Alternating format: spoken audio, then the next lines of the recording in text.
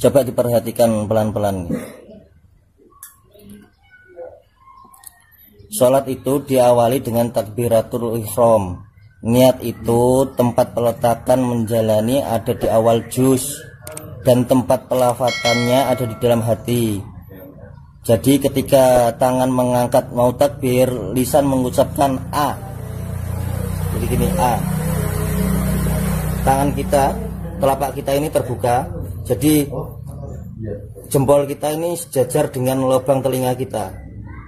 A dari Allahu Akbar.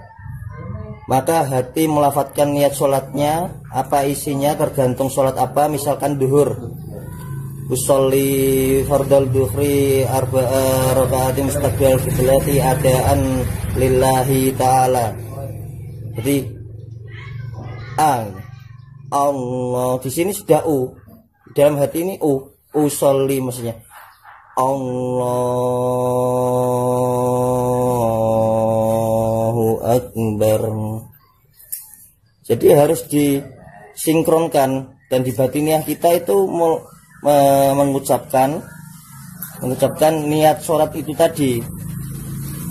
Jadi A di sini U, Allah, di dalam batin usolli fardhu duhri arba'a raka'atin mustaqbil kiblati adaan lillahi ta'ala. Baru sendekap ini, dan lisan mengucapkan Hu Akbar, tangannya langsung blek. Maka hati juga selesai mengucapkan niatnya sholat. Jadi tempat waktu niat itu ada di dalam takbiratul ihram. Tempat melafatkan dalam hati itu cara syariat, belum cara hakikat. Dan cara hakikatnya ketika tangan kita mengangkat untuk takbir, maka latifah kita ditulisi lafaz Allah, ditulisi dengan pikiran ke arah dada. Jadi seminim-minimnya kita mengingat Allah itu di dada. Menulisnya dari kiri dada kita, alif, lam, ha. Kalau bisa ya kita seharusnya menuliskan lafaz Allahnya itu di tiap titik latifah. Jadi di latifah dada di iya, di sini ya lafaz Allah, dan di sini di ubun-ubun ini ya lafaz Allah, dan di sini 4 yang di bawah dada ini juga lafaz Allah, lafaz Allah, lafaz Allah, lafaz Allah.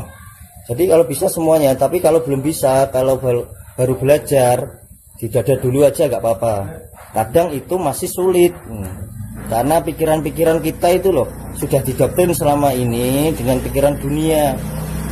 Makanya kita harus meniadakan selainnya Allah, harus fokus pada Allah, konsentrasi kepada Allah. Jadi tidak ada yang harus diingat kecuali Allah. Jadi ini contohnya sholat secara syariat dan hakikatnya. Ketika tangan kita, telapak kita ini akan takbir, ini sejajar jempolnya ini sama lubang telinga kita. Jadi pikiran kita ini fokus ke lafaz Allah ini di dada ini. Harus lafaznya, terus ucapan batin niat kita itu mengucapkan niat sholatnya tadi. Jadi harus sinkron semuanya.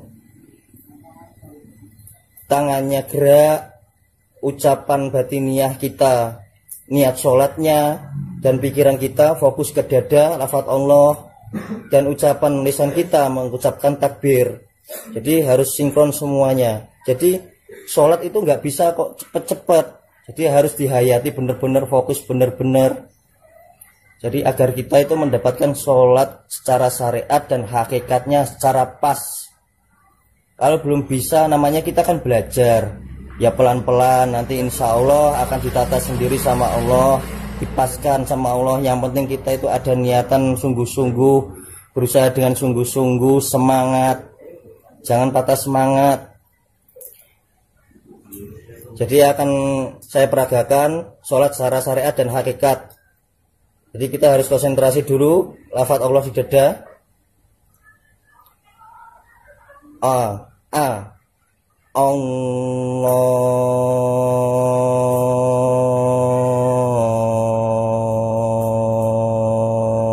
Akbar. Jadi waktu kita sholat takbiratul ihram itu tadi, pikiran saya tadi di sini, di dada lafaz Allah, dan batiniah kita waktu takbir tadi Allah, ucapan kita tetap sama, Allah harus dilantunkan, harus disuarakan Allahu Akbarnya itu loh. Tapi batiniah kita fokus usolli fardhu dhuhri arba'a raka'atin mustaqbil qiblati ada'an lillahi ta'ala. Pikirannya masih tetap fokus lafaz Allah di dada.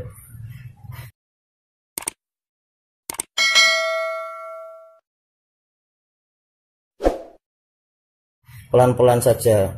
Hu Akbar. Waktu Hu Akbar itu tangan kita sendekap.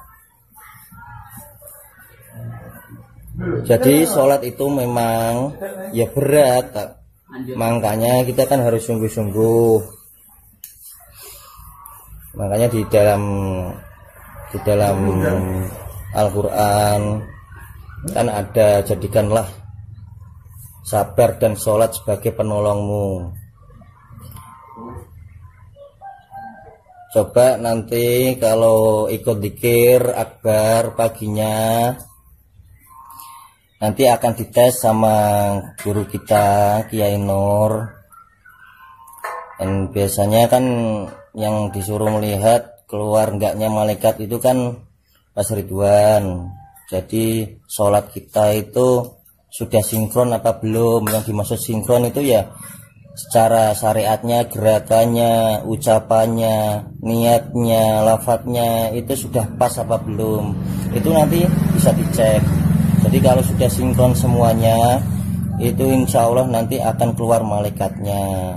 Jadi jangan salah paham. Jadi semua itu yang mengeluarkan malaikat itu juga Allah, yang membuat kita ingat sama Allah itu juga Allah. Tapi kita juga harus berusaha.